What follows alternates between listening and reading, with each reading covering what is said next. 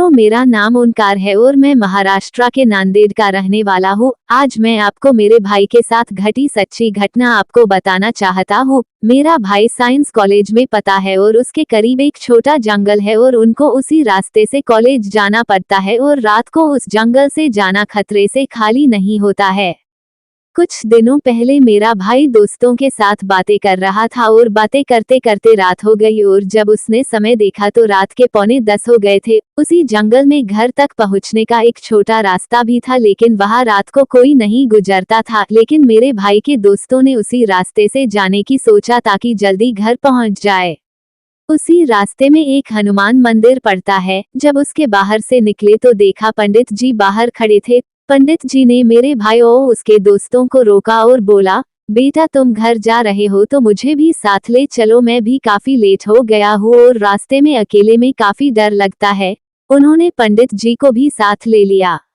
वो कुछ कदम चले ही थे कि अचानक उनको पीछे से के सफेद रोशनी दिखाई दी और वो रोशनी एक बरगद के पेड़ के नीचे से आ रही थी। मेरे भाई ने पीछे मुड़कर उस रोशनी की तरफ जाना शुरू किया तो उनको एकदम सफेद आदमी दिखाई दिया और उसकी आंखें भी सफेद ही थी। मेरा भाई बुरी तरह डर गया और भागकर दोस्तों के पास आया और उनको उस आदमी के बारे में बताया। मेरे भाई के दोस्त भी उसको अब देख पा रहे थे और वो जोर जोर से चिल्ला रहे थे, कौन है तू, कौन है तू। तभी पुजारी जी ने हमें चुप रहने को कहा। अब वो समझ चुके थे कि वो के बुरी आत्मा है। उनको पुजारी जी ने चलते रहने को कहा। वो आत्मा उनकी तरफ देख रही थी लेकिन पास नहीं आई। थोड़ी देर चलते रहने के बाद उन्होंने पीछे देखा तो पीछे कोई नहीं था। अब सभी लोगों की सांस में सांस आई। मेरे भाई के दोस्तों ने पुजारी से कई बार उस भूत के बारे में पूछा लेकिन पुजारी कुछ नहीं बोले।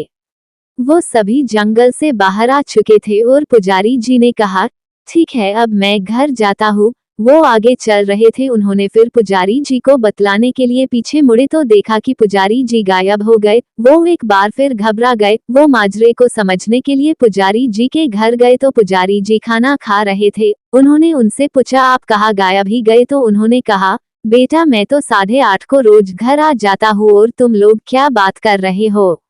वो पुजारी से बात किए बिना डर के मारे निकल पड़े और रास्ते में उन्हें एहसास हुआ कि शायद उनको उस विपत्ति से बचाने के लिए खुद शायद पुजारी के वेश में आए थे। मेरा भाई और उसके सभी दोस्त हनुमान जी के अनन्य भक्त है। मित्रों, ये मेरे भाई के साथ घटी सच्ची घटना है।